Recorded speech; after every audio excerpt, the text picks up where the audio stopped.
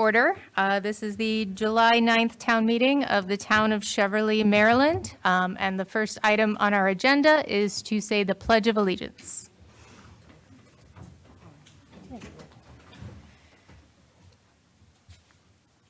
Pledge of allegiance to the flag of the United States of America and to the republic for which it stands, one nation, under God, indivisible, with liberty and justice for all.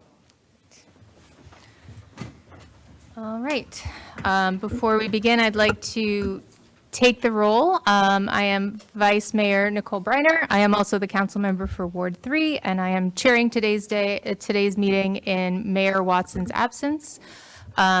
Present with us from staff is Ms. Aja Pram, Town Administrator Delane Galloway, Police Chief David Morris, Deputy Chief Jennifer Kraus, and Town Clerk Giselle Richards. Council member from Ward 1, Present. council member from Ward 2, Present. council member from Ward 4, Present. council member from Ward 5, and council member from Ward 6. Present. Great, so we have quorum.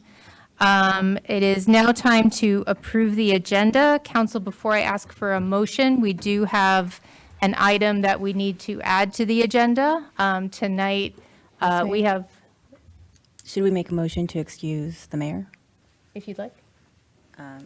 I would make a motion to excuse the mayor from tonight's meeting. Okay, Councilmember Second. Fry has made a motion. Oh, Councilmember Tansey has seconded. It's a motion to excuse the mayor from this meeting. Is there any discussion? Great. All those in favor? Aye. Aye. Any opposed? Any abstentions? All right, the ayes have it. Mayor Watson is excused this evening. Okay, so for the agenda, we need to make an adjustment. We have the privilege tonight of swearing in a new Cheverly officer and doing a promotion for another. I would request that we add that as 4A, so in between approval of the consent agenda and resident input. Are there any other additions or changes to the agenda? Great. If not, I would love a motion. Move to approve the consent agenda. Okay, motion was made by Councilmember LeGloahec. Is there a second? Second. Seconded by Councilmember Wade. Any discussion? All those in favor? Aye. Aye.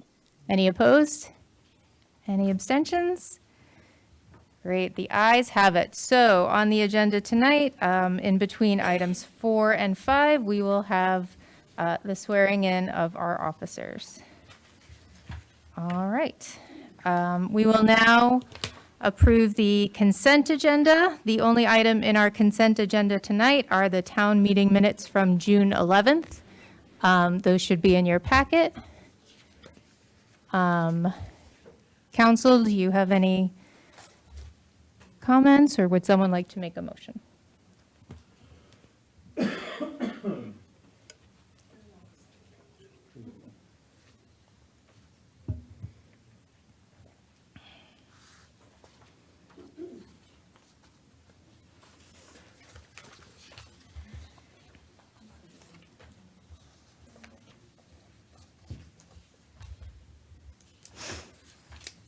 If we do not have consent for the consent agenda, we do not have to approve it. We can move it to the next meeting.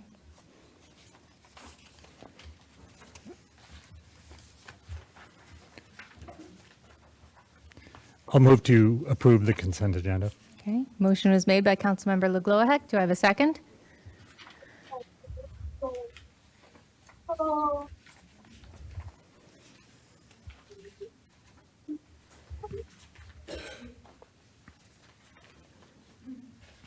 Second. Okay, seconded by Councilmember Tansey. We have a motion and a second. All those in favor? Aye. Aye. Any opposed? Any abstentions? Councilmember LeGloahec, did you register a vote? Aye. Aye. All right. It seems like the ayes are unanimous. Is that correct? All right. Consent agenda passes, unanimous vote. Okay.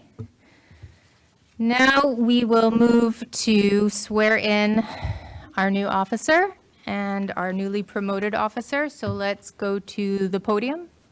Yes, great.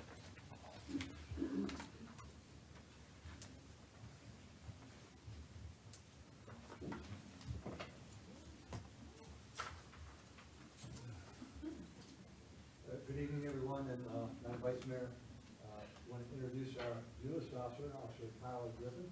He comes to us by way of Morgan State University, where he previously served. The interesting story is that there's another officer on our department, the two of them are very close friends, and he got tired of hearing how great the Cheverly Police Department is, and decided that he would want to be a part of the team. So, the deputy chief does what the deputy chief does best. She digs into the background to make sure that the individuals that we are hiring here in Cheverly are a good fit, not just for this agency, but for this town. So we're excited to have Tyler here with us, and I'm going to turn it over to Madam Vice Mayor to do the swearing in. So.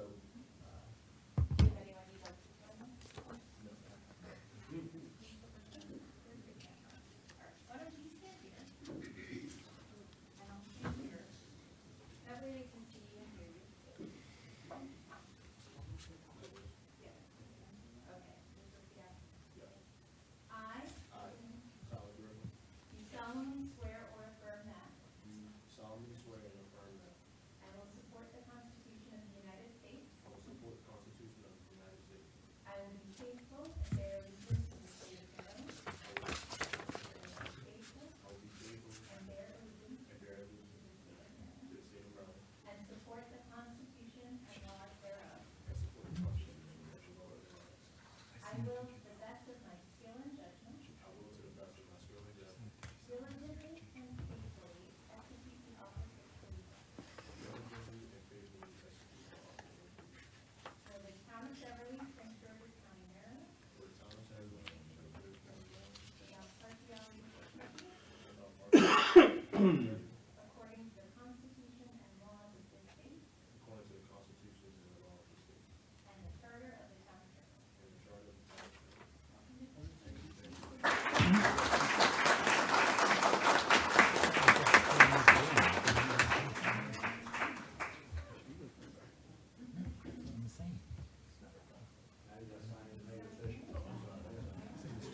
Cheverly. Don't worry about small things. Great.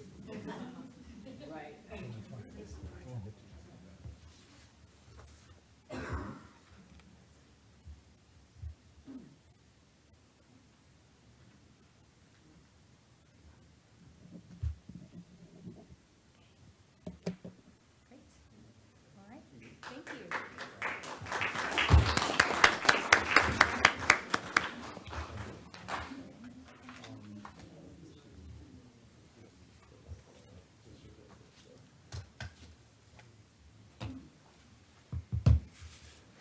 But this time, I'd like to ask Corporal Valencia to join me at the podium, along with his beautiful, beautiful wife and baby daughter-to-be.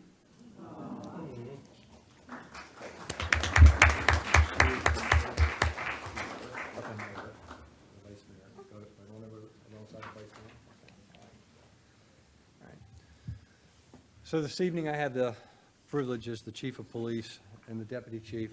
One of the most difficult decisions that we make from our perspective is who to promote into supervisory ranks. There's only so many ranks within any police department, and we place a great deal of trust in the individuals that are responsible not only for keeping our community safe, but for supervising those officers that are charged with keeping our community safe. And I have always said that the most difficult rank of any police department, and I don't care whether it's the 35,000 officers of the New York City Police Department or the 18 officers of the Cheverly Police Department, the most difficult rank is that of sergeant. It's a first-line supervisor, and it's that transition from doing the job to supervising and influencing those that have to get the job done, and being able to do it in a way that I can sleep comfortably at night and not have to worry about the officers that are on the street because we have good, solid, well-trained, well-experienced, well-equipped police officers with excellent supervision. So when I got here 2 years, 364 days ago, most of you know that our police department was facing some challenges, particularly as it relates to staffing. And the transition within this police department has been nothing less than, my humble opinion, amazing. But there are only 2 original officers that were here in 2023 when I started, and that's Sergeant Byler, who I promoted a number of years ago, who's with us in the back, and Officer Valencia. I think he was a PFC when I got here. We had the honor of promoting him to the rank of corporal about a little over a year ago.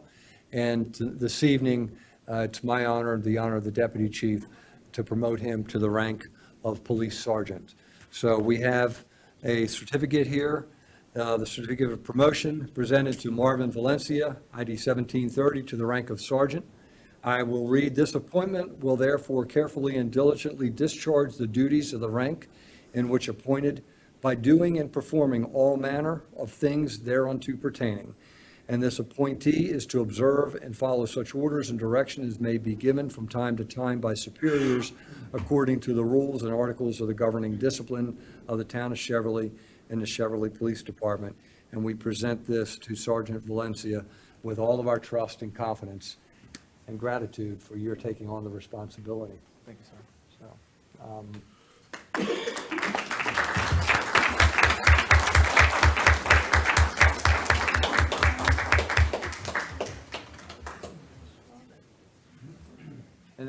And I'd be remiss if I didn't say that we don't get to where we are, or we don't have the opportunity, none of us that are wearing this uniform, without the love and support of our families. So I'm going to turn it over to you to make a few comments. That's on the spot. I'm sure she's fine. I mean, it's an honor, oh, sorry. This was a mistake. I mean, I'm very proud of you. You're not only a great officer in my eyes, but you're a great husband, a great son, a great brother.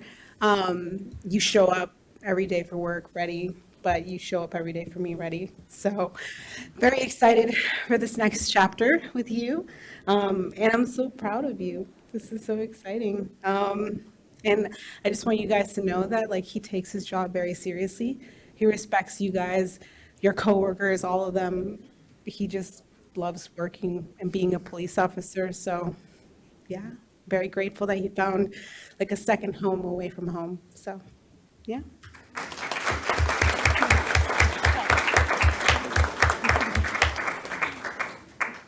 We're going to take a second so that Officer Griffin and Sergeant Valencia can take a couple of pictures with their colleagues and family, and then we'll get to resident input.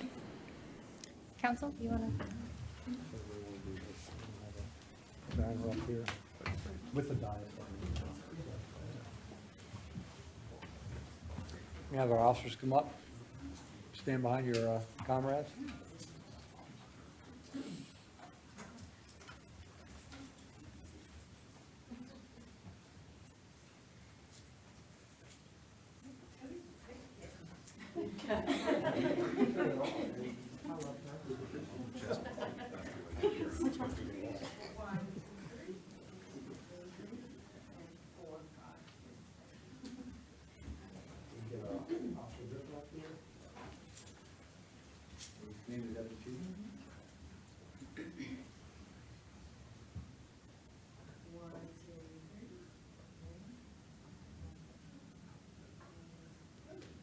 And give Mayor and Council up here with the officers in and wife.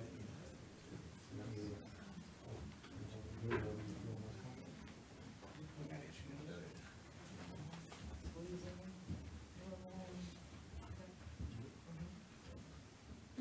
right, 1, 2, 3, and hold that, and 2, 3. And if we could just get the officers up here with Sergeant Valencia and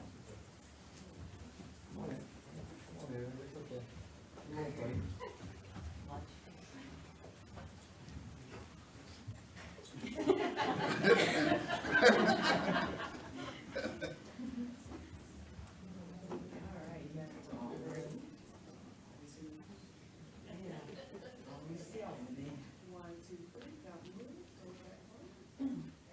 Thank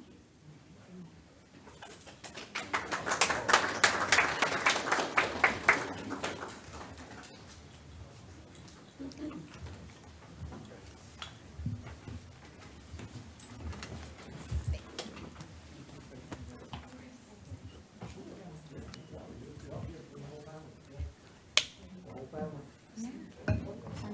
See, if I'd have known that. This could have turned into a roast.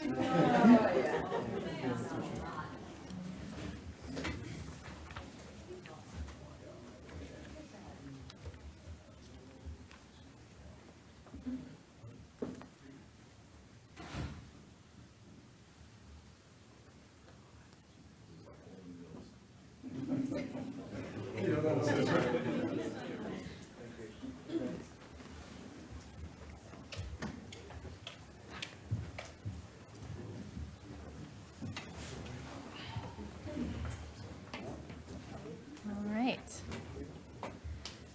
Thank you, community, for your patience with that process. Now back to the rest of the agenda. The next item on our agenda is resident input. This is an opportunity for residents to provide 3 minutes of public input for any agenda item that is not underlined on the agenda already. The only one right now is Verizon coverage, so if you have input unrelated to Verizon coverage, please feel free to come up to the podium. Please state your name and ward. You'll have 3 minutes, which will be on the timer. We ask for your name and ward because generally we do not provide any response from the dais, and so knowing your name and ward means that we can follow up later if need be with answers or information. Ms. Barbara? Barbara Souls, Ward 2. It would be helpful to tell us what the password is at the beginning of the meetings. For those of us who are new, I tried to log in, and that's why we had the noise. Frank, thank you. I just saw the sign over there, but it's a little late. Thank you.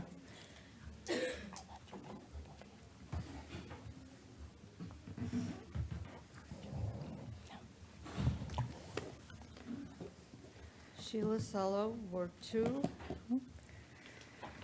As much as we enjoy and reap the benefits of our yard, park, and street trees and work towards their increase, we understand that the greatest benefit to our climate is a healthy forest. A healthy forest is not only the trees that we see above the ground, it includes all that happens beneath. A bustling microscopic partnership operates beneath every forest. Trees, fungi, and soil microbes engage in a vital, life-sustaining trade where carbon, minerals, water, and chemical messages are continuously exchanged to support the entire ecosystem. And let's not forget the insects, birds, and animals that pollinate the trees and spread their seeds. Unlike the human-designed park or garden, the forest is, according to one forester, a beautiful mess. The healthy forest regenerates itself in ever-changing cycles of birth, growth, and death, and it is the entire forest that sequesters carbon. Cheverly policy, as set out in the town's green infrastructure plan, is the establishment and preservation of a natural areas network, including our forests. Cheverly's woods are by no means old forests. Most of our land has been through more than one clearing for farms and meadows. Our oldest trees are probably no older than I am. Yet younger trees provide critical climate and ecological benefits. Because of their rapid growth, young forests sequester carbon at a much higher rate than old growth, and their habitats provide food, breeding grounds, and shelter for wildlife. When we walk through Cheverly's patches of forest, following Woodworth Trail, for example, we move from Cheverly-owned land through lots that are privately owned, those owned by the county and by the State Highway Administration. we can ensure that our preservation policy applies to all these lands. We have mapped the forest patches within the boundaries of Cheverly to show their ownership. You can find the map at www.greencheverly.org.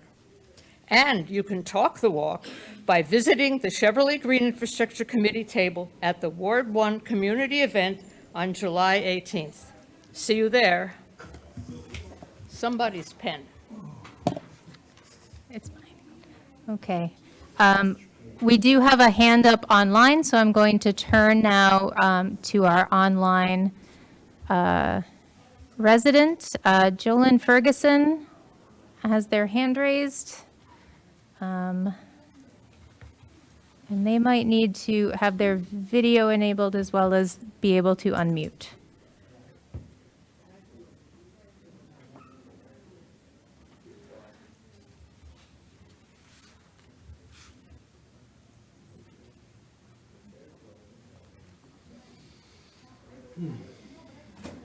Okay. Okay. Eli, do you see Jolyn's video? Or can we pin Jolyn? Great. We're pinning Jolyn. There we go.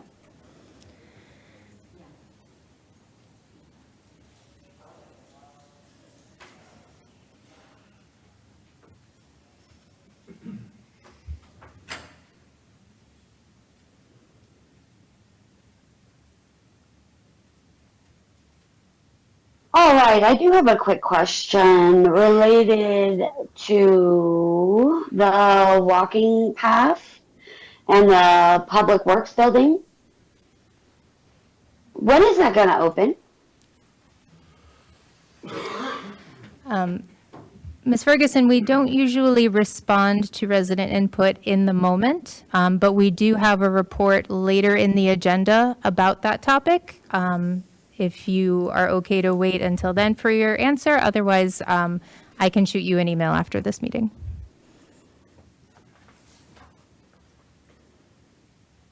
Great, Okay, I can wait. Thank you. thank you. All right, in the room, do we have any other resident input? State your name and ward, you have 3 minutes. Good evening. In the absence of mayor, vice mayor, members of the council, I'm Elaine Johnson, a Ward 6 resident. I'm speaking in reference to the June 11th meeting and to debunk the misogynistic and sexist claims that have been referenced regarding members of the council. The town budget and Cheverly Hill annexation are arguably the most significant actions our elected officials must undertake. Each of you took an oath of office to uphold the charter, fulfill the responsibilities, and faithfully execute the duties of your position. Balancing family and professional duties means going the extra distance to give weight to both obligations, not one in lieu of the other. This was the framework of the discussion regarding the absence of Councilmember Fry. The mayor shared that a number of options were given to accommodate Councilmember Fry, who wasn't able to attend the meeting because of her daughter's graduation, including moving the vote to the end of the agenda, providing links, and accepting a call-in. Even if that wasn't an option that was given, it is incumbent upon the council member to seek it out. Please note, it was well after the 8:30 p.m. when the vote on the budget and annexation occurred, and it took about 5 minutes. Additionally, it was well after 9 p.m. when the meeting ended. So let me address the elephant in the room. Ward 6 constituents have consistently gone without voting representation. Hasn't it been well established that Ms. Fry's boss does not support the Cheverly Hill annexation at this time, and therefore she cannot vote as well? Was it because of this agenda item that Ms. Fry would not allocate the 5 minutes to vote? At the budget hearing, she had the largest number of residents come out to speak in opposition to the tax rate increase. Furthermore, We know that graduations do not occur at 8 o'clock at night. For these reasons, we are asking what's really happening. I commend Mr. Wade and Mr. LeGlohec for standing on principle and holding their colleagues accountable. For anyone to deflect from the matter by calling these councilmen misogynists, it's deplorable. It's akin to playing the race card. The bottom line is that the people of Ward 6 had no voice on the town budget or Cheverly Hill annexation as we should.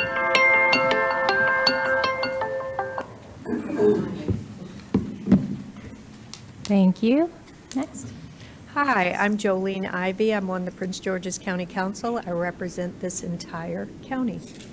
And during the time that the former county executive made the statement that she did not support annexation at that time, I shared that information with the town, which is my responsibility. It was not necessarily my opinion, it was sharing the opinion of the county executive. So I would like to clarify that before any other miscommunication is made here. And I would also just like to thank Amy Fry for not just doing a great job for the entire county in her role as my chief of staff, but I got to see her tonight actually make the motion to excuse the mayor from this meeting. I believe he's on a cruise where they do have Wi-Fi, where he could have logged in. But of course, I don't think there's anyone here who thought that that was a reasonable thing on a family vacation. So thank you for this time to speak, and I see the rest of my time. Thank you. Good evening. My name is Susan Pruden. I live in Ward 2. I want to talk about the town's rules of procedure and the charter and why every resident should be concerned about what happened on June 11th. When rules are ignored, applied selectively, or dismissed as meaningless, it doesn't just hurt the person they're used against. It means the rules are arbitrary, and when rules are arbitrary, no one is safe. Not any council member, not any resident. If a standard can be invented after the fact and applied to one person today, it can be applied to anyone tomorrow, and that should concern all of us. At the June 11 meeting, this council voted not to excuse Councilmember Fry's absence. The rules of procedure say clearly that the council shall favorably consider excusing absences. That's not vague language. It sets a standard. Councilmember Fry did what the rules require. She gave advance notice and a reason. That's all the rules ask. 2 reasons were given to deny the excused absence. The budget vote was too important to miss, and virtual participation was available, and she should have used it. The truth is I probably would have let this go and wouldn't have been here tonight if it hadn't been for all of the after-the-fact justifications that I heard. 1, the votes for the budget and annexation were historic, a word that appears nowhere in the meeting record. Residents deserve to know in advance how Councilmember Fry will vote. That's another one I heard. I suggest that the easy thing to do is ask her. Her overall performance was a factor. I heard that a couple of times with no explanation about what that meant. Excused and unexcused absences are meaningless anyway. It's another one I heard, even though they have legal consequences. None of that was said at the meeting. None of it is in the record, and none of it has been applied to any other council member. When the reasons keep changing after the fact, that raises a serious question about whether there was a real reason to begin with. Saying, oops, my bad, in a newsletter a month later doesn't fix anything. It is on her record permanently because an unexcused absence does not come with an asterisk. It's available to anyone who wants to use it against her. That same night, 2 council members were absent from portions of the meeting. Both followed the rules. Both gave notice and a reason. One called in virtually and then chose to stop participating. His absence was rightfully excused without debate. The other was not present at all, and her absence was not excused. Same rules, 2 very different outcomes. That inconsistency demands an explanation. If this council believes certain votes are important enough to require special participation rules, then change the rules of procedure so that the standards apply equally to everyone. My ask is simple: follow the rules of procedure and the charter as written, or rewrite them so that they are clear and apply to everyone. What this council cannot do is make up standards after the fact, use them against one person, and call it governance. That's not what the rules allow, and it's not what the people of the town deserve. Thank you. All right. Anyone else in the room for resident input? Please come forward, state your name and your ward, and you have 3 minutes. My name is Nathan Zaff. I'm a resident of Ward 6. I'd like to express my disappointment regarding the recent decision to contest the excused absence of Councilmember Fry. It's disheartening to see the council decline into petty rhetoric what should have been a routine request, especially given that it was for a significant family milestone. I believe our representatives should show greater consideration for the personal and family commitments of their colleagues. Other than that, I think Susan took care of everything else I wanted to say. Thank you. Hello, my name is Michelle Minton. I'm a resident of Ward 3, and I'd like to read a prepared statement from Karen Dolan, who's also a resident of Ward 3. So this is her statement. I'm concerned that the mayor and, I'm concerned that the mayor and the ward reps, pardon me, have violated the rules of procedure by ignoring longstanding precedent to view members' requests of excused absences favorably. When Councilwoman Fry put in her request for an excused absence, she followed the rules. She was told by the mayor, "Congratulations," and that was that. However, at the meeting a week later, on the fly, Ward 2 members said that he and the mayor had just decided that Ms. Fry should participate in the vote via Zoom, based on their opinion, as did Wade. Lagoa Heck and Wade testified that it was their opinion guiding their vote, and in contradiction to the rules of procedure. As this was not discussed in advance or any alternatives presented to work out with Ms. Fry, they decided to punish her on the spot for not agreeing with their subjective opinions that were in contradiction to the rules of procedure. This is an injustice. The council and the mayor may not act on their own opinions and contrary to rule and accepted procedures. If this is allowed to stand, what's next? Please review this matter. Sincerely, Karen Dolan. Thank you.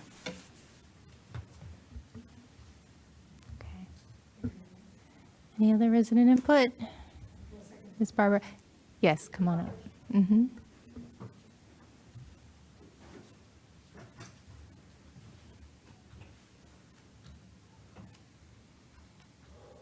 Barbara Solt, Ward 2, and I'm not here to talk about the Wi-Fi password.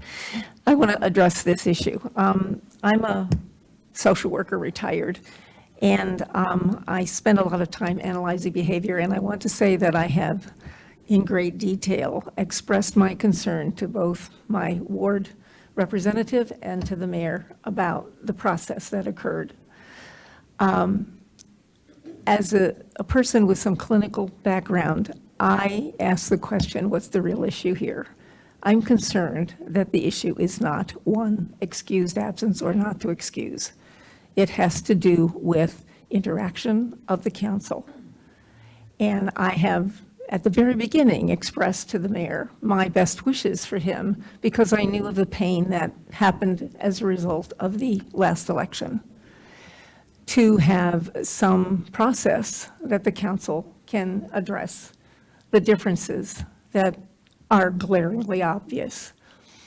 I again ask that the council find some way to express their real concerns about their relationship so that we don't have that kind of a public process addressing how this town works. Thank you. Thank you.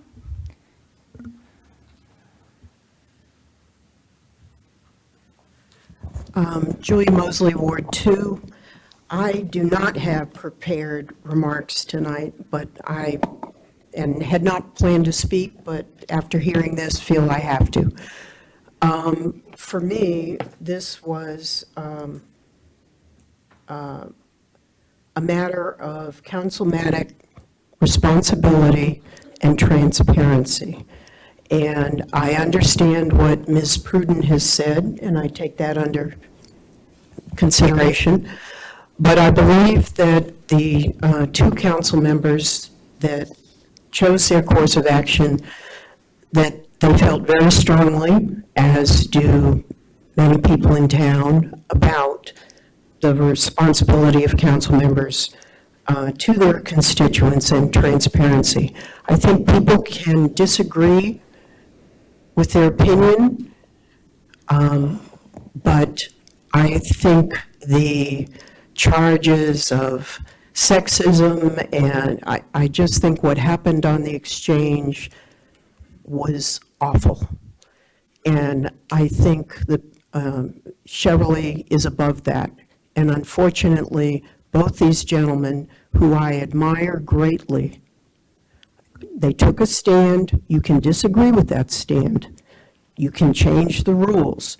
But what happened afterwards reflects poorly on everybody in this town. And I admire Councilmember Wade. I've known Councilmember LeGlohic for many years. These are men of integrity, and what they were subjected to for voicing an opinion and taking a stand was absolutely, totally.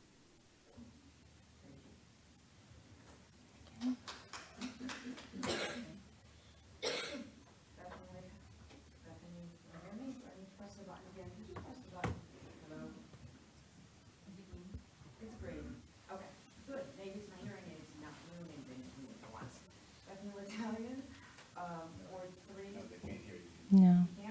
No. Try it now.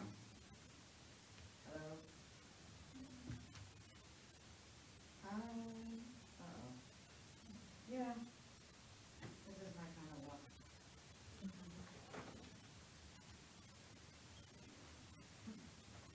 I swear, I do know the difference between red and green, and I'm not colorblind. If I were, that thing there would be a problem. I told you I was an accessibility advocate, right? Red and green, a problem, but not for me. Thank you. Bethany Latalian, Ward 3. I am an accessibility advocate, and with that, an advocate for plain language. And I happen to agree with what was just said, but that's not what I'm here to say. If by favorably consider you mean rubber stamp, then that language needs to be changed to approve. If by favorably consider you mean consider and give the benefit of the doubt, then that language needs to be changed. One or the other. But if we can't agree on what favorably considered means, then it should not be there. And this is not the first time that this has happened around here. And I've gone out again. But that's all I've got to say anyway.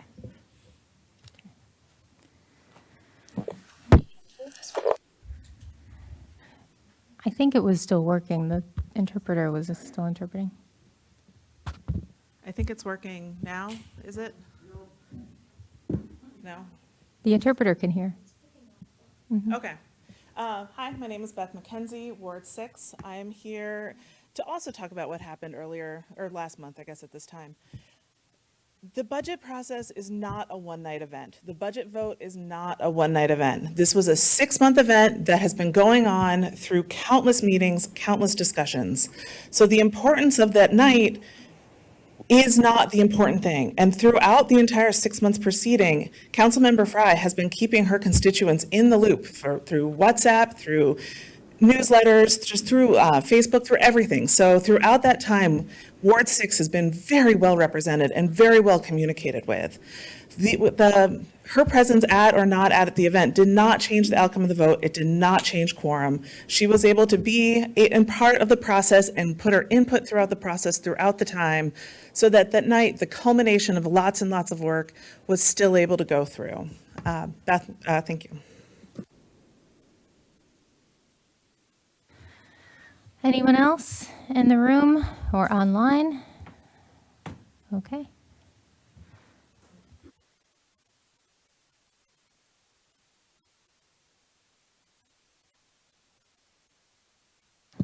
There it is. Okay.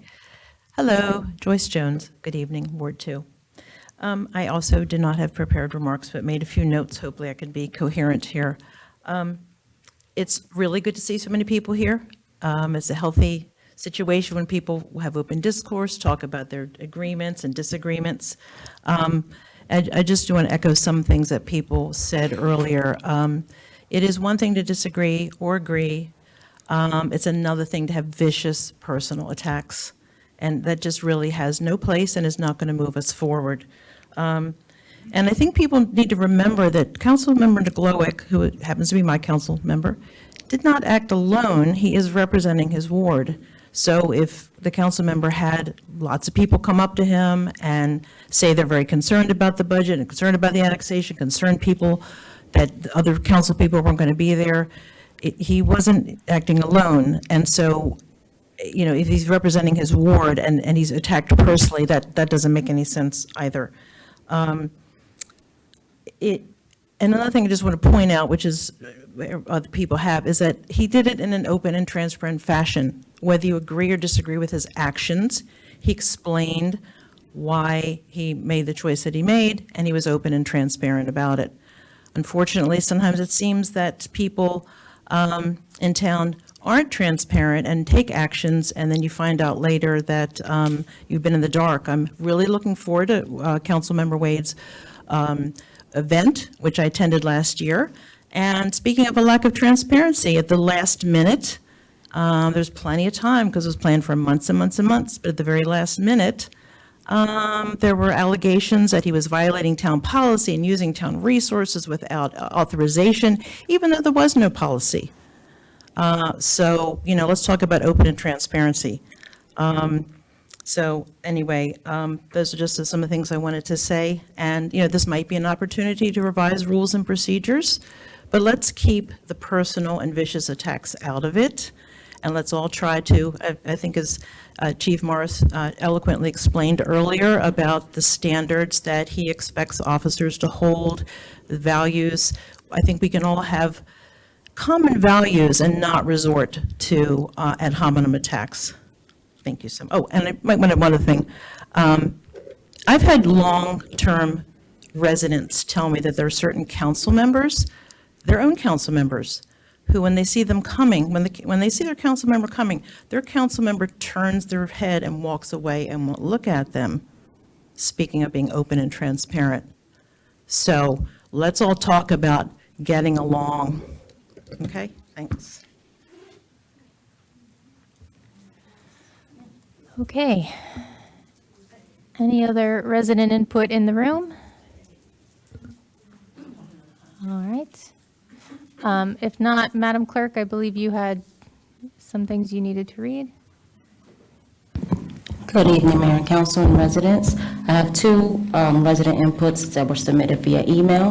The first one is Dana Holman, Ward 2, and she says, I am sending this note from Ghana. I am traveling, so I am not able to attend the meeting to register my concern and disapproval in person over marking Councilmember Fry absent from the vote due to attending her daughter's graduation.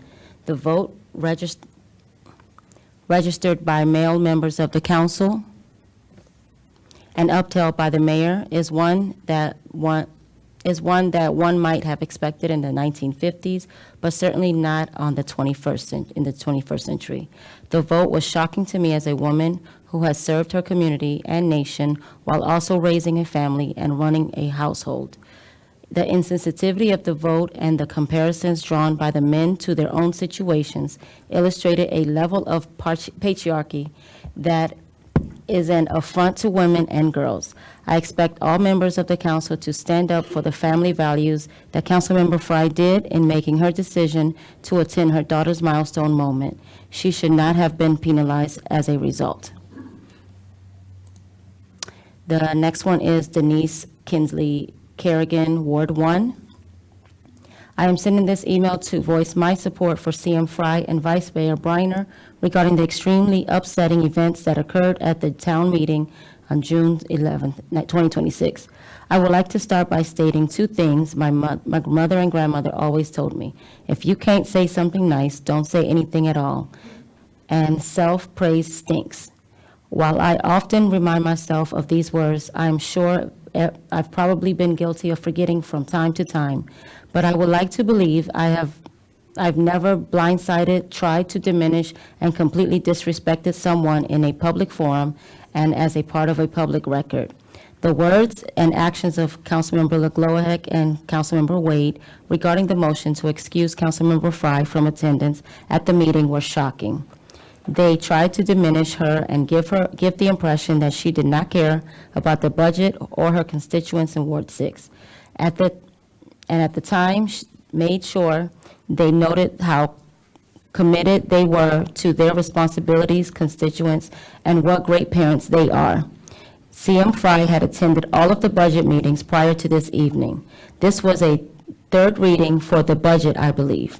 As to her dedication to her constituents and the town, there can be no question. She shows up, advocates for, and supports this town without hesitation. She had given Mayor Watson several days' notice, and she would not be able to attend this meeting due to a family event.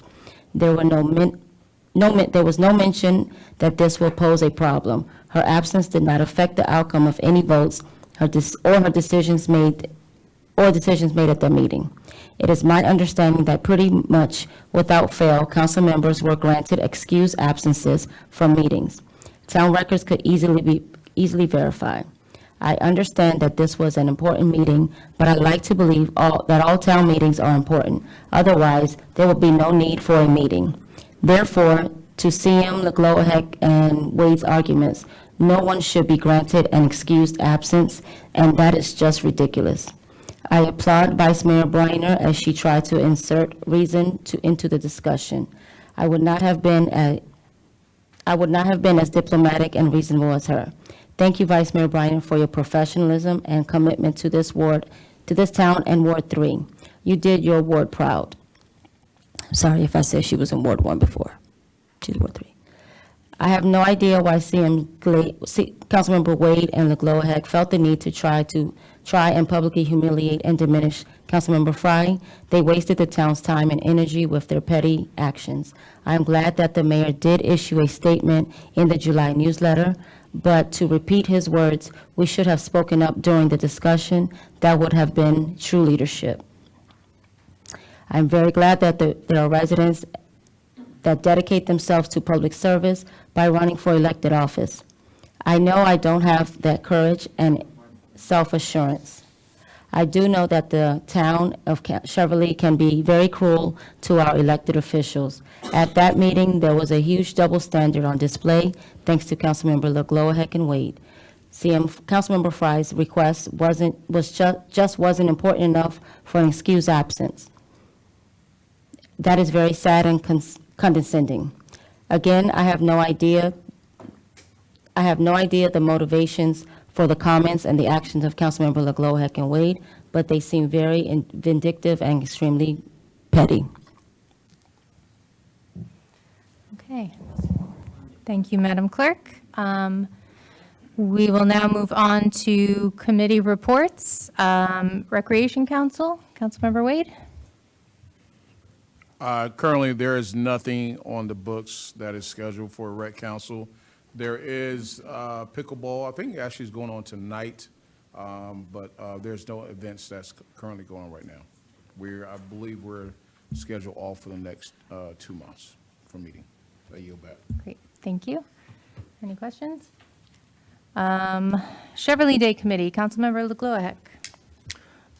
Cheverly Day is moving right along. We're, I think, inside 60 days at this point, or coming in 9/26/26, so a little over. So, but yeah, the person in charge of the parade commented tonight. We were at the Hometown Heroes ceremony. That looks like the parade may last longer than an hour because we're putting people on the parade left and right. We're looking for Cheverly's oldest veterans after the Hometown Heroes ceremony tonight. So we still have a whole week of events starting the week before on the 18th. And we're looking for all sorts of involvement. So if there's something you'd like to do, please reach out to anybody on the Cheverly Day Committee. Great. Any questions? You have a question? Well, more statement. I know that, I think we talked about in the past, someone suggested about give the opportunity for, especially former mayors, but even council members to be a part of the celebration, some aspect, whether it's the parade or any other fashion. Has that been further discussed? We actually did have a meeting the other night, and it is anticipated that obviously the entire mayor and council will start off the parade, that we will march, and then obviously we will go into the reviewing stand, and then the mayor and council will help to vote on the various groups that are in the parade, because there are prizes that are going to be given out. So the mayor and council is being asked to judge on the various groups that are going to be in the parade. There's been some discussion about if you're wearing several hats, is the mayor and council has to duck out and then run to another point of the parade, but, so depending on how many roles or hats you're going to wear in the parade, whether or not you have to hop into a golf cart and run to a different part of the parade. But yes, we are hoping, it is being hoped that the mayor and council starts the parade and then sits in the reviewing stand to judge the rest of the parade. I was just asking about like former mayor and council members being a part of that as well. Yes, I know for a fact that Mayor Mosley will be there. Councilmember Price will be in there. There's going to be a trolley of the oldest town residents, as well as the former mayors and members of council will be in one of the trolleys that is being rented for the day. Thank you, sir. Great, thank you. Planning Board, Councilmember Tansey? Yes, and just so no one is surprised, I am at Camp Ross in Goshen, Virginia, a Cub Scout camp, and this week's theme is a space theme, and apparently the kid gets something for catching one of these guys and screaming tracking device. So if you hear that in the background, that's what that means. The planning board did meet yesterday. They are preparing two statements that they will share with the mayor and council.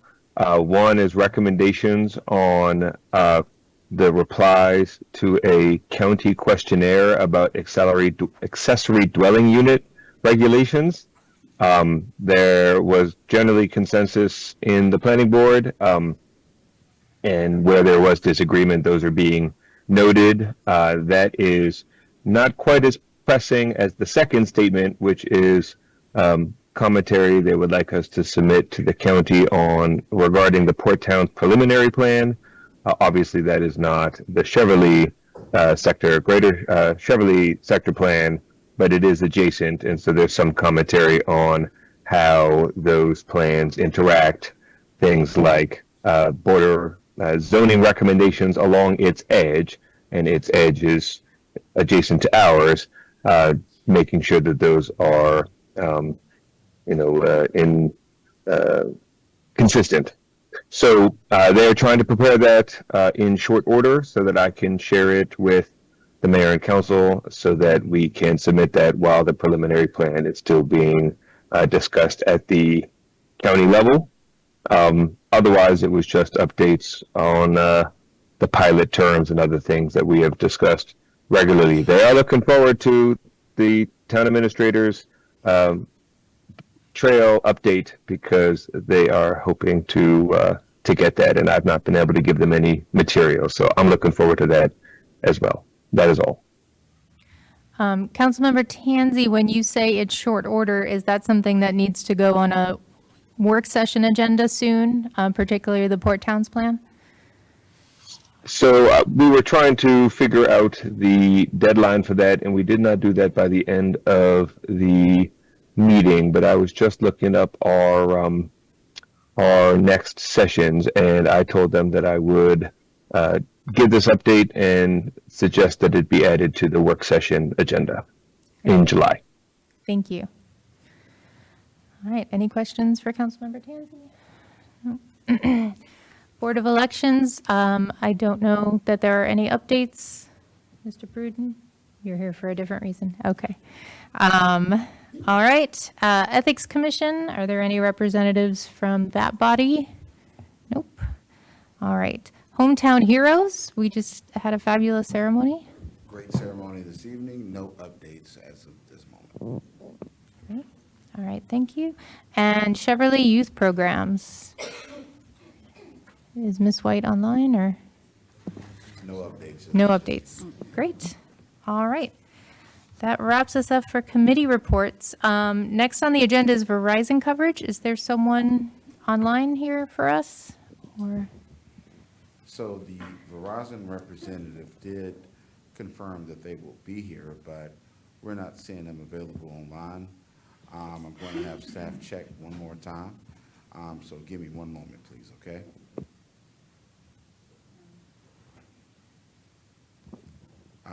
Vice Mayor, I was just informed that the representative is not online today. okay. We will have even sterner words for them when they do show up at a meeting at some point. Just to let you know, they did confirm that they would be in attendance. I believe you. All right. Okay. Thank you. Great, thank you. All right, so we are going to skip agenda item number 7 and go right on to agenda item number 8, which is a bike trail update. So Mayor, I know, Vice Mayor Reiner, I do know that Councilmember Tansey has indicated that they're excited about this update. We're not going to give an extensive update just due to there's still some meetings that has to take place within the next week, week and a half, and it's just timing. So you will receive a more extensive update in the August meeting, but the person that is taking the bike trails, all of the bike trails by the horn, as far as working with the state and working now with the federal government on our federal earmark, has been Ms. Aja Prom. So I'm going to turn it over to Ms. Prom so that she can give just a brief update on where we are now, and we'll give a more in-depth update at the August meeting. So. Thank you. Oh, that is very loud. Good evening. So I just wanted to let you all know that we are making progress on this. We actually just finalized our consultant scope and submitted it to MDOT for review. Once MDOT has reviewed and gotten back to us, we'll be in the process of executing our agreement with MDOT, and we'll also be able to execute our consultant agreement at the same time. So once both of those have been put in place, we'll go ahead and have our meeting with all of the stakeholders to get everybody up to date and on board with what the current scope looks like. So at that point, Councilmember Tansey, I know you've been waiting for this. It's going to happen soon. I'm pretty confident. So TBD, but it's moving along. All right. Any questions from council on that? All right. Great. The next item on the agenda is an action item, so there will be a vote. It's on the Prince George's County CDBG Urban County Cooperation Agreement. Mr. Galloway, can you give us some context? Yes, I provided you all last week a memorandum with the pros and cons and what my overall recommendation would be. Mayor and Council, this is a summary of the advantages and considerations associated with continuing the town's participation on the Prince George's County Community Development Block Grant Urban County Program for federal fiscal year 2027-2029. As you all know, it was indicated to me when I first arrived that we were too rich to receive CDBG funds, that the town of Cheverly was too rich to receive them. Just based off of a little bit of research, we went ahead and applied for funds, and we were awarded shortly thereafter. There are certain areas in the incorporated and within the town of Cheverly that are eligible in receiving the funds, and we apply as we see fit. We've made a lot of improvements such as infrastructure improvements, road improvements, sidewalk improvements. The list goes on. Later on today, in the Public Works report, we'll be talking about a CDBG grant that will be resurfacing all of the courts at Boyd Park, in which we're really excited about. So this is just acknowledging that we want to continue the partnership with the county. And Vice Mayor and Council, if you all, it's my recommendation that we move forward with continuing the partnership with Prince George's County in this process. So I'll need a vote in favor and to give me the direction to execute an agreement with Prince George's County. And I'll turn it over to Ms. Prom because this is another grant, as a portion of her job is managing grants as the grant administrator, and see if Ms. Prom has anything else to include.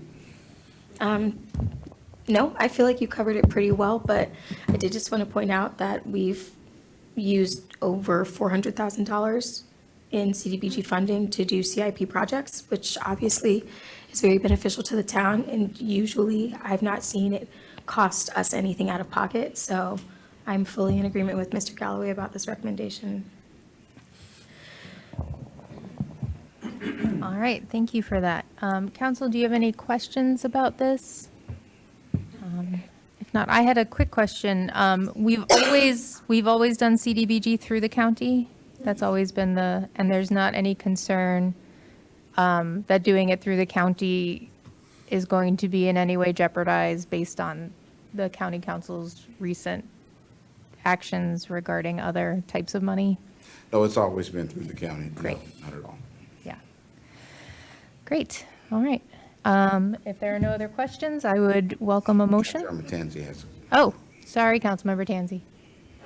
Hey, this came up in the planning board. I don't have any questions technically about through the county, et cetera, but I did want to know, since I don't know the history, when are proposals due?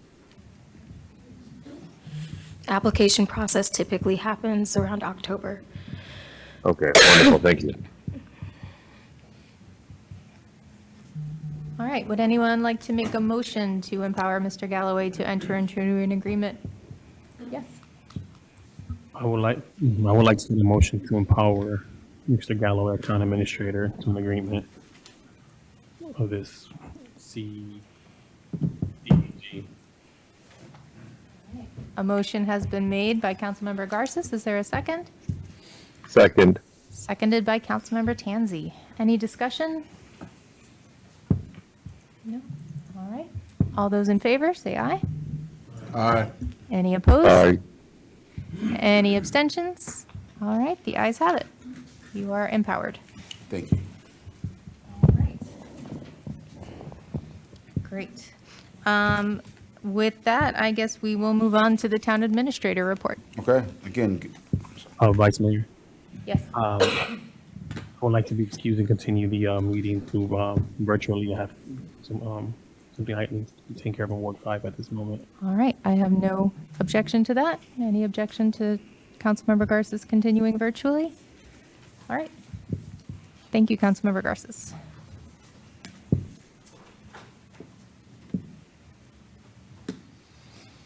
okay, good evening, Mayor, Vice Mayor, and Council. It's just, I'm used to saying Mayor. Just a few matters to report on, but first and foremost, the chief hinted earlier, but happy 3 years. Happy 3 years. You're here. I'll tell you, it has been a relationship that I had to go fishing and catch the big fish, and I feel like I did. So, Chief, thank you for being here with us and continuing to lead the department. Just a few matters that I wanted to bring to Mayor and Council's attention. Over the past week and a half, we experienced some extreme heat.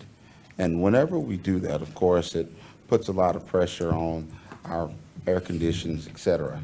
in the event that we have those same type of challenges moving forward, the town hall will be open for individuals to come there as a cooling center. I'm just putting that out there now, just so that we can plan properly in advance.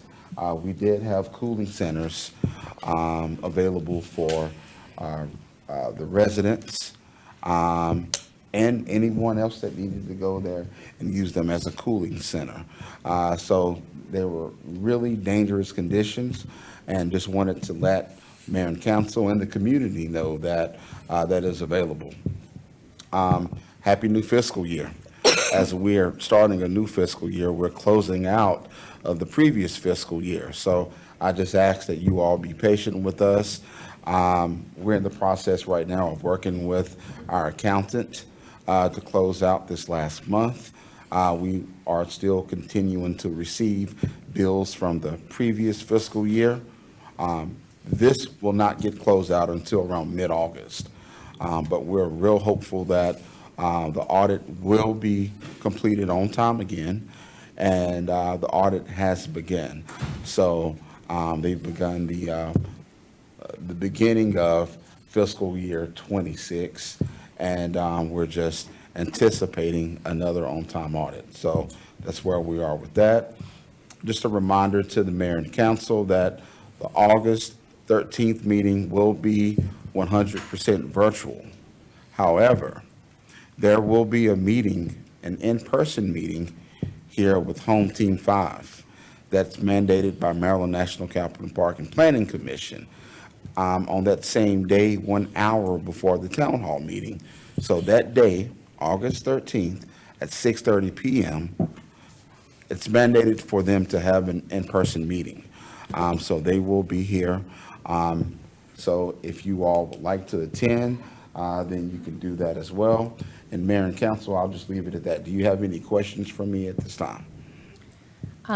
I have a question about that Home Team 5 meeting. So it's a community meeting. Is it the type of community meeting where we can expect there to be opportunities for resident input? Will there be any exchange or conversation between residents and Home Team 5, or is it more of an informational meeting? It's my understanding it's a public hearing, so Okay. I would assume that Home Team 5 will bring the representatives to inform and answer questions as necessary.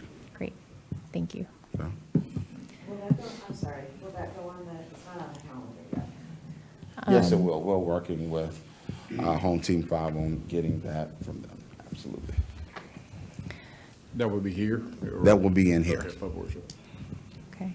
And I know that the August 13th meeting, part of the reason for that to be virtual is to reduce the burden on staff in Correct. August. Is having that meeting here beforehand going to require a large amount of staffing, or? No, it will not. Okay, great.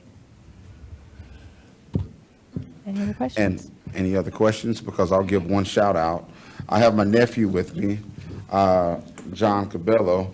Anytime I get a chance to educate today's students about public administration, I made him come with me this evening, so I wanted to give him a shout out. And that's all. Thank you so much, Vice Mayor and Council. All right, Mr. thank Galloway, you. got one further comment for my nephew as well. Look forward to seeing you, a future Kappa. Appreciate you. All right. Bless his heart. Bless his heart.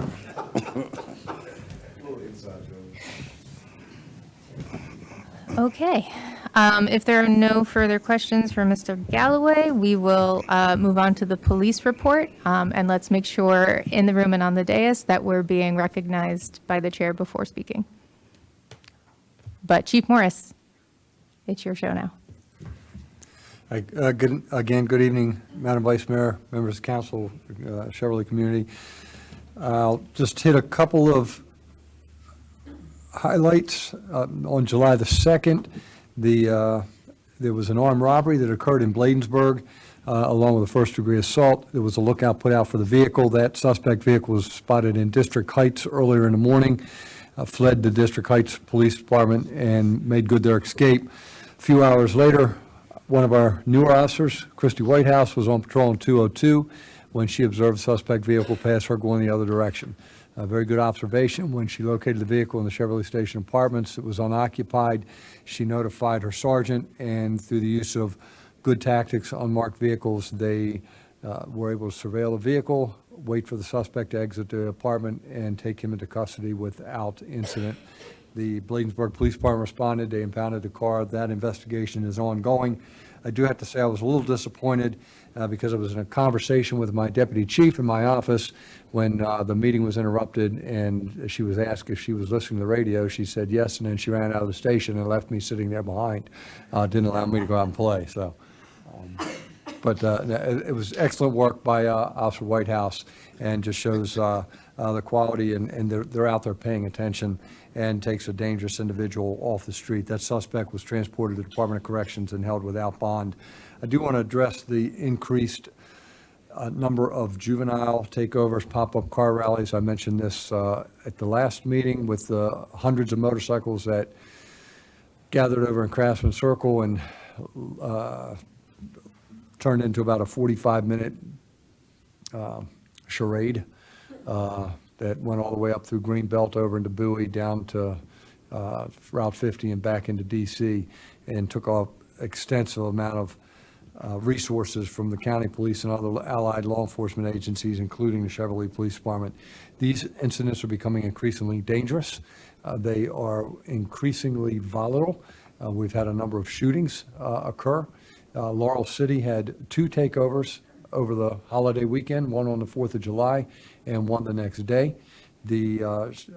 Our agency was requested in advance by Chief Hamill to assist with staffing the event on the July the 4th, which we do as a matter of professional courtesy, and the chief was extremely grateful for our participation, and more so impressed, and he called both the deputy chief and I with the professionalism of our officers, particularly considering the nature of the event. This morning, myself, the deputy chief, and Mr. Galloway were on a virtual call with chiefs from all over the state to discuss a number of issues. This was one of them, and tomorrow we'll be on a call with several delegates throughout the state that are becoming increasingly worried about the way these events are occurring and the dangers that they present to the communities. If you take a look at what happened in Ocean City over the July 4th weekend, it'll give you a pretty good indication. So I share that to say this is becoming a problem. This is a problem. It's not becoming, it is a problem. I know that Mayor Sidner from Laurel City has already written a letter to a number of delegates to express their ongoing concern, because this weekend was not the first time for Laurel City. And we've seen them in our area as well, on 202 in Kilmer and all the surrounding areas here in Prince George's County, Montgomery County, Anne Arundel County, Baltimore City, and again in Ocean City. So Mr. Galloway and the deputy chief and I were at a chief's meeting at the MCAC last month, and the Maryland State Police did a presentation. I may have mentioned this. They put a map on the board. They said everything that you see in red is being affected by these types of incidents, and the entire country was painted red.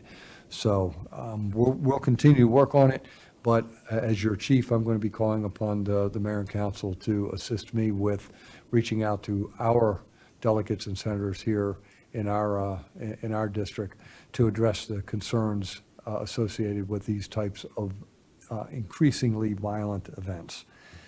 We continue to conduct traffic enforcement on Columbia Park and Route 50 interchange. Councilmember Tanzi and the mayor, Mr. Galloway, myself, and the deputy chief were in a virtual meeting a week and a half ago with State Highway, PEPCO, the county Department of Public Works, our county councilwoman representative for our district, and we continue to push the buttons that we need to push to try to affect some visible deliverables in that area. We anticipate I finished reviewing the RFP today. It's been sent to Mr. Deloach for legal sufficiency review, and we anticipate that RFP for consolidation of all automated enforcement activity going out no later than on or about the 1st of August, if not sooner. Administratively, Deputy Chief Kraus, this again speaks to the reputation of our our department, our town, our officers. She's been selected to serve on a statewide commission that's reviewing the training and certification for special police officers throughout the state.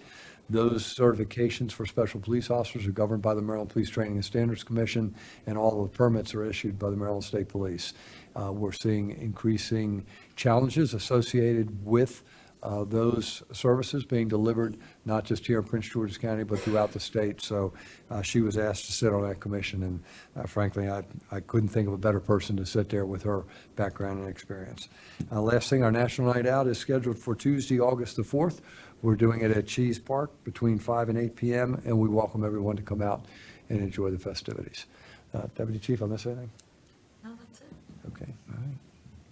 Any questions? Otherwise, that would be our report, Madam Vice Mayor. Okay. Does anyone have any questions?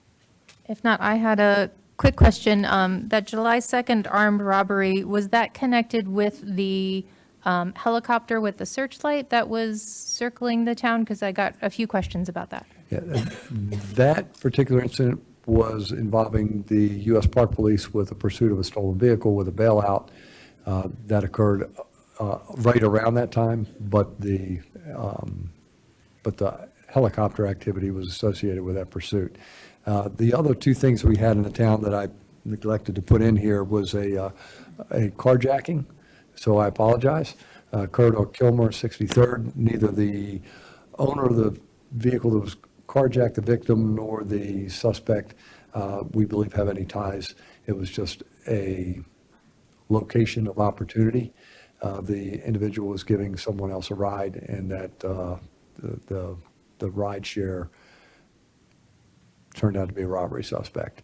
The other incident that we had occur within minutes of that was a pursuit by the Virginia State Police that culminated in a crash at 202 in Kilmer. It was an assault on a Virginia State trooper. They pursued into Prince George's County. There was a bailout, and Cheverly, Virginia State Police, and Prince George's County Police were able to apprehend the individual that bailed out, and that individual was taken into custody and facing extradition. Busy day. So, Councilmember so Wade. busy weekend. Oh, Councilmember Wade, did you have a question? Yes. What was the time of the National Night Out, the start and end time? 5 o'clock, sir. Okay. You know what time it ends by chance around? When we stop having fun. I like that answer, yes. So never. Never. 8 o'clock, give or take. Great.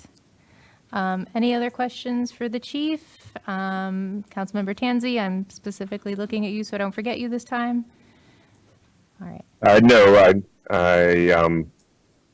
I was going to ask if there were any updates on when the walkthrough of the site was going to be for the red light cameras and some of the it's actually not the red light camera because we're waiting on the RFP for that, but the other ideas that were brought up, like bollards, etc.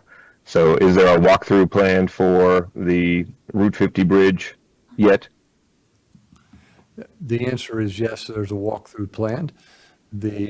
Our councilwoman staff sent an email out to the stakeholders.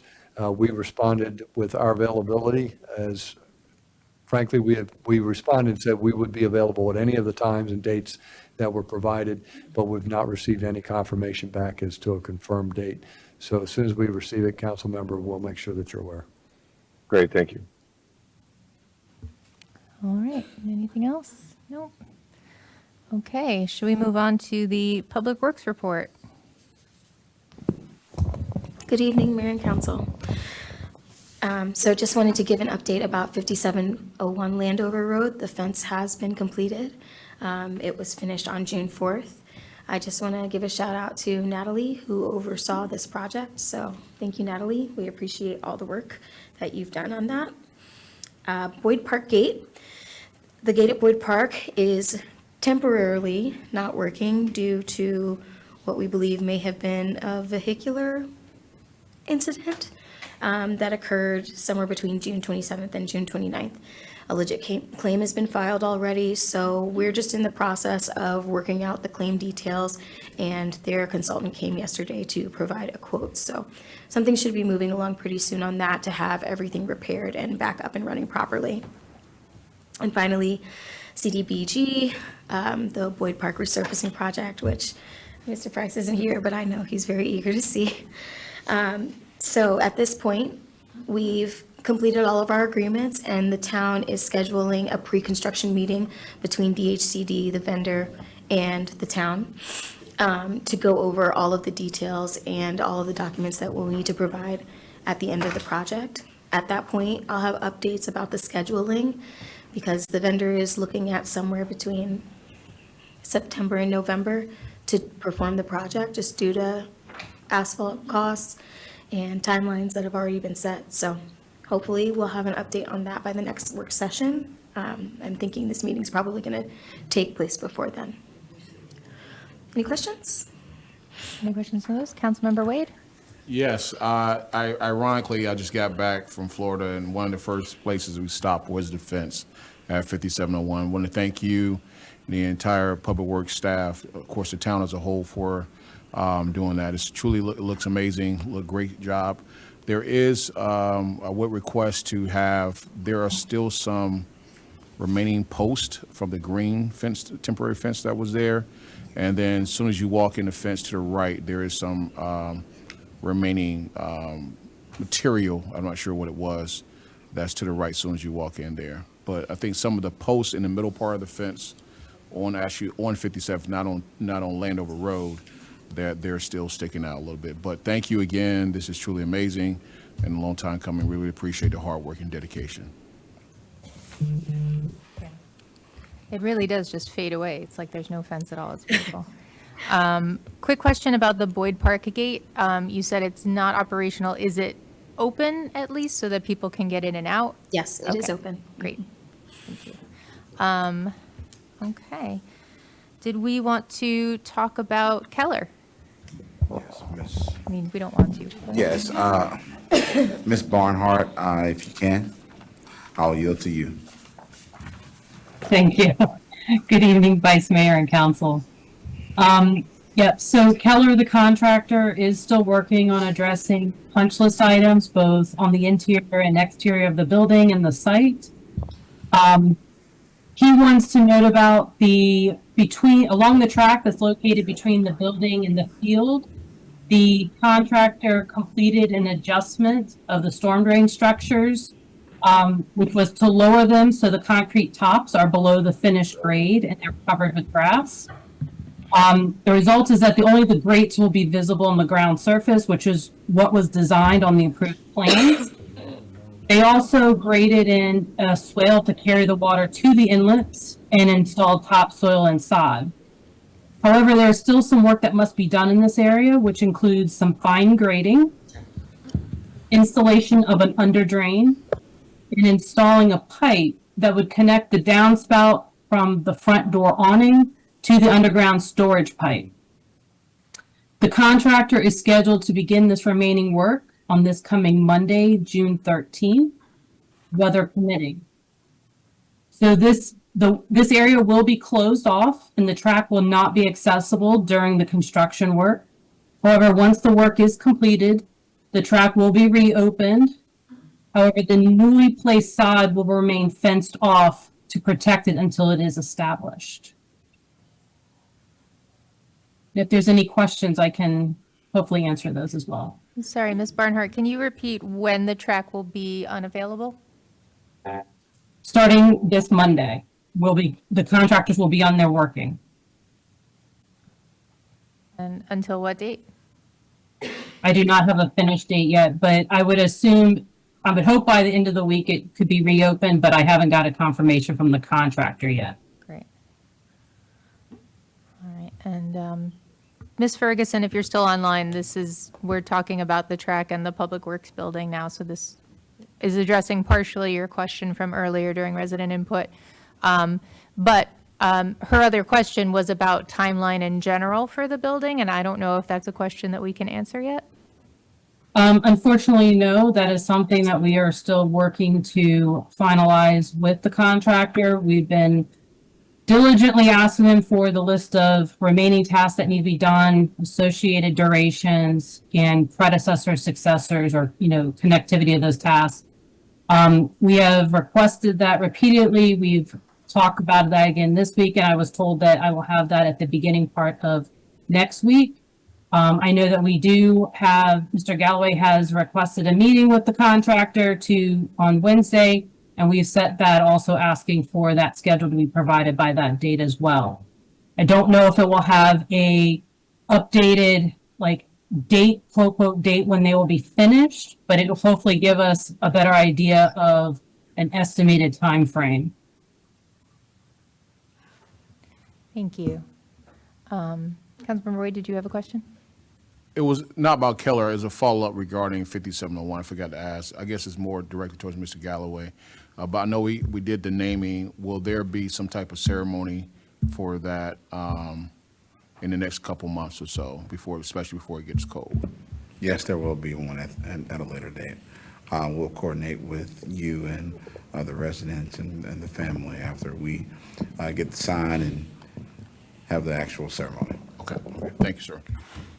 Councilmember Tansey, I see your hand is raised. Did you have a question about Keller?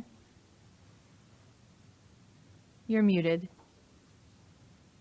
Thank you. This is about the track. So thank you for that update. It's a long time coming, but I appreciate it.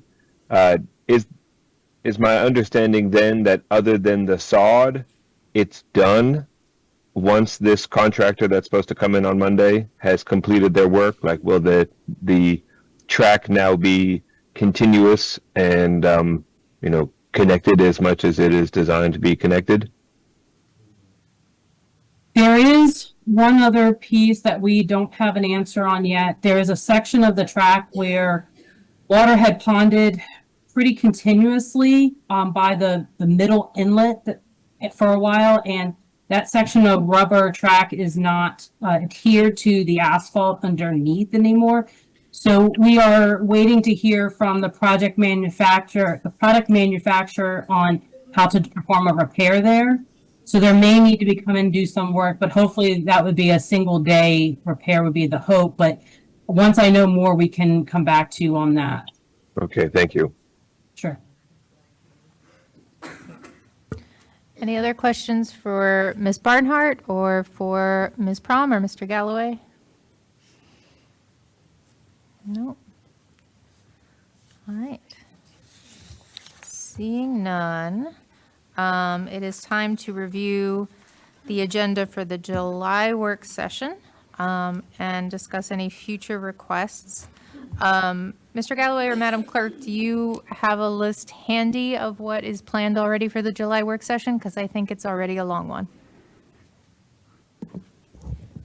From the previous meeting, we have the GIC discussion, election update, the chop up entertainment, ranked choice voting. That's what I have. Well, no, I'm sorry. Hold on, somewhere. July work session. We also have the mayor and council Cheverly Day participation discussion. That's all I have. All right. Councilmember go ahead.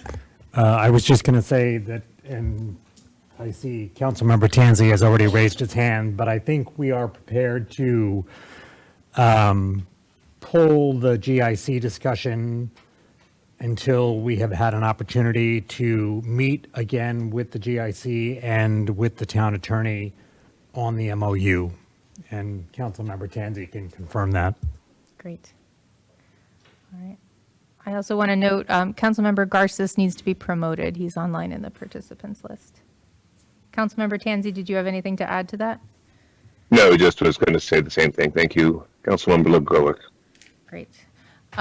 We had also just talked about possibly having a statement from the planning board about the Port Towns plan to add to the work session. Yes, I would like to add that to the work session. Great. All right. Anything else for the July work session? Councilmember Wade? Point of clarification, the election mentioned, is that the discussion about the election policy going forward? Is that what we're discussing? My understanding is there's two election-related agenda items. One is the discussion about the date and possibly moving when the election is held, and the other is about ranked choice voting. Right. Does that cover everything for you? me, it does. Yeah, Yeah. great. All right. Seeing nothing further. Vice Mayor? Yes. Oh, Councilmember Garces, yes. Yes, sorry about that. Mr. Gallo, is there any way that by next work session, we could get an update with the actual owners of Cheverly Station Apartments in order to discuss further from our last meeting that we had with Ross Management? Sure. Thank you, sir. All right, we've got that noted as well. Okay, that brings us to agenda item 14, which is mayor and council announcements. I'm going to look online first, so I don't forget either of you. Councilmember Tansey or Garces, do you have any announcements? No? No, ma'am. Okay, great. Does anyone else have any announcements? Councilmember Wade? As it was mentioned before, we are on our 4th annual Ward 1 Community Day. That will be next Saturday, July 18th, noon to 3. It will be at Cheverly Town Park. As it was done before, it's really truly about highlighting a lot of the organizations in town.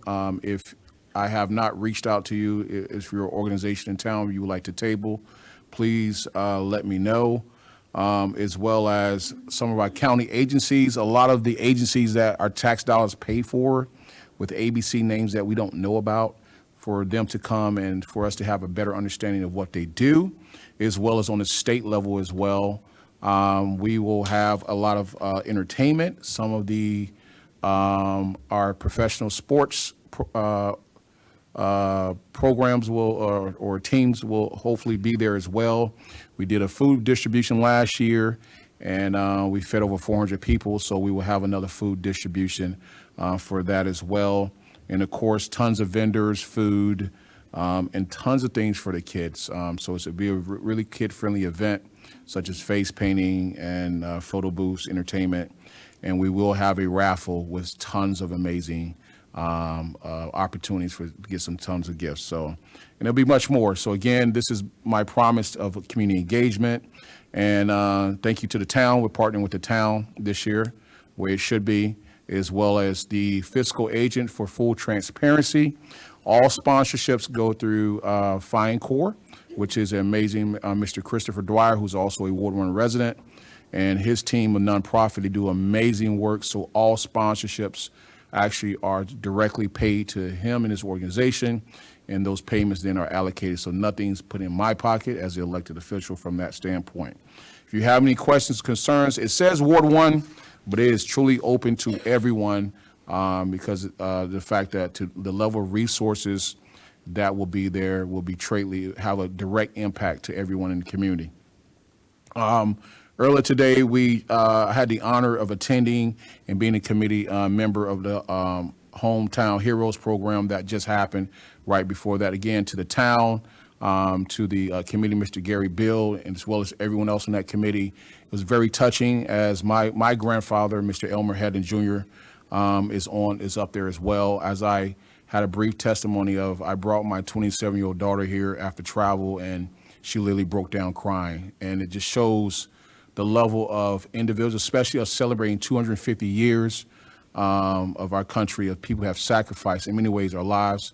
And our own chief as well is on there as well. Very touching to hear the stories, the backstories of that. So something that's near and dear to my heart. So I commend everyone that was involved with that.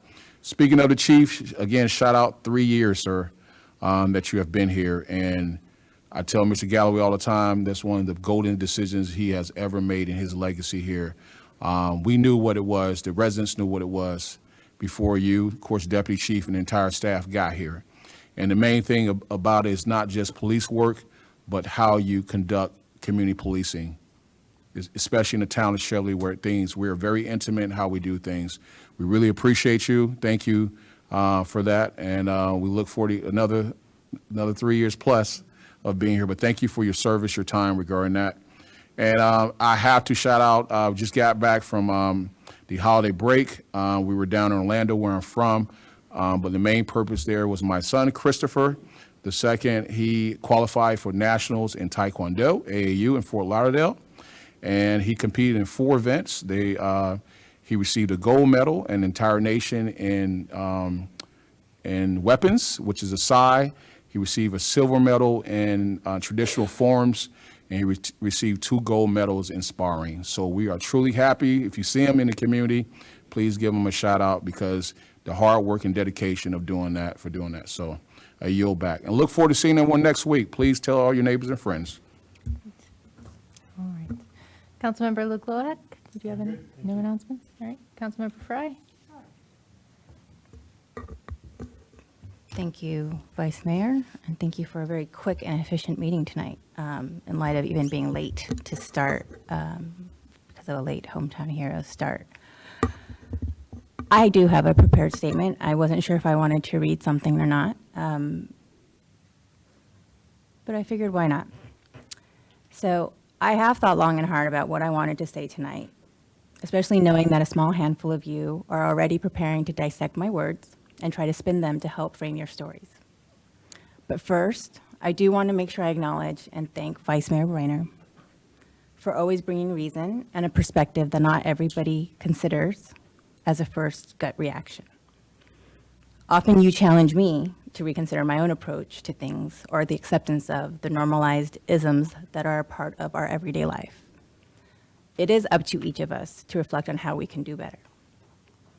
I also want to thank Councilmember Tansey and Councilmember Garces for their support, all of our neighbors in Cheverly and beyond, because many have reached out, not only to me, but many have reached out to my colleagues up here on the dais in support of my daughter's 8th grade graduation and my attendance there.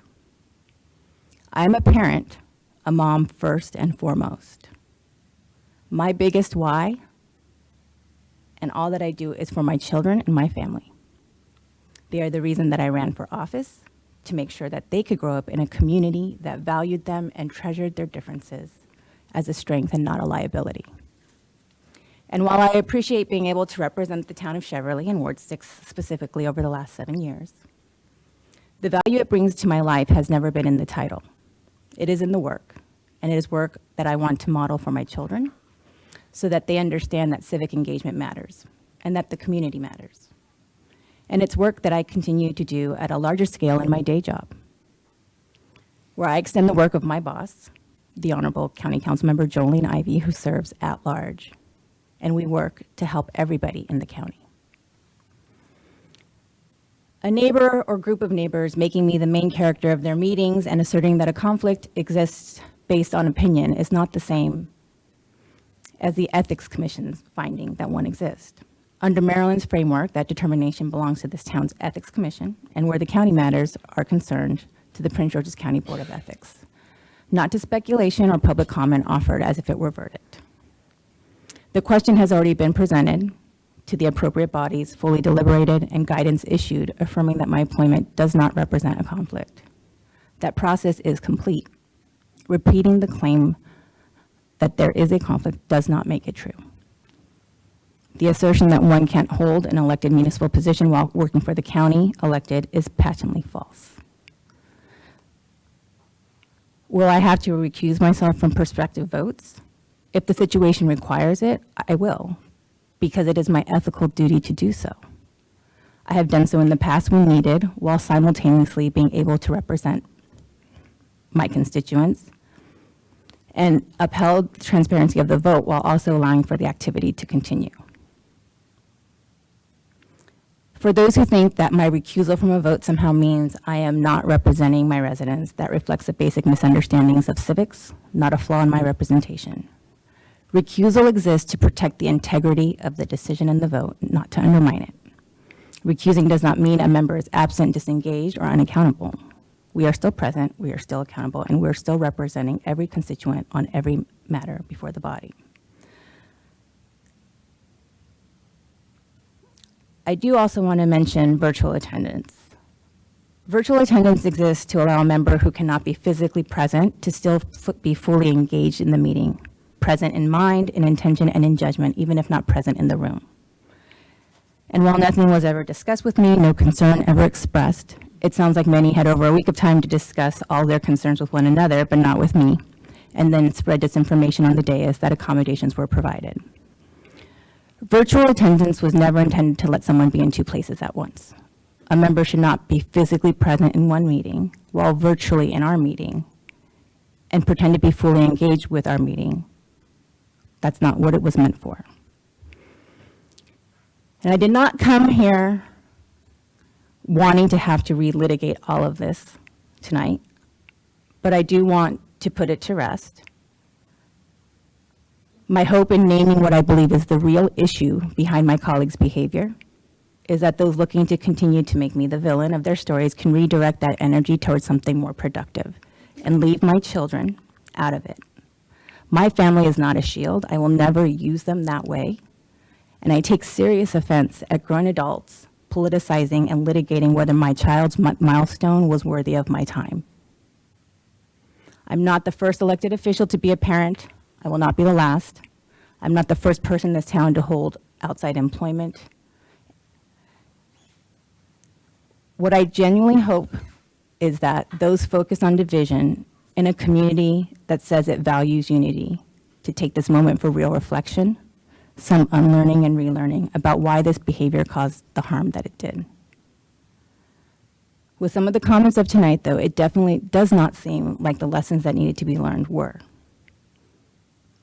The town deserves leaders who can recognize harm when it is named for them rather than to deny and try to excuse their way around it, and who choose to lead this community towards collaboration instead of division. A resident has said that we need to stop with the personal attacks, and I agree. So stop. The continued petty attacks are coming from a small group of people who've been the same ones that caused the issues during the election, to which the Board of Election Supervisor addressed after that last election. We are in a moment in history right now where the world is against the values that we hold very dear. I believe most of us have the same values. I would much prefer to be focused on how to stop our neighbors from being kidnapped off the streets, where to find grant money for the street repavement, how to get WSSC to do their jobs right, than to sit here and have to attend an issue that some can't let go of from an election over a year ago. So I just want to say thank you to everyone who showed up today, and even in the past month, not just for me, but for every mother and parent who's ever been shamed for trying to put their family first. I don't need a motto to tell you what I believe. I'm able to balance elected life with being a mom, but I will tell you this without any shame and with pride, that my family will always come first.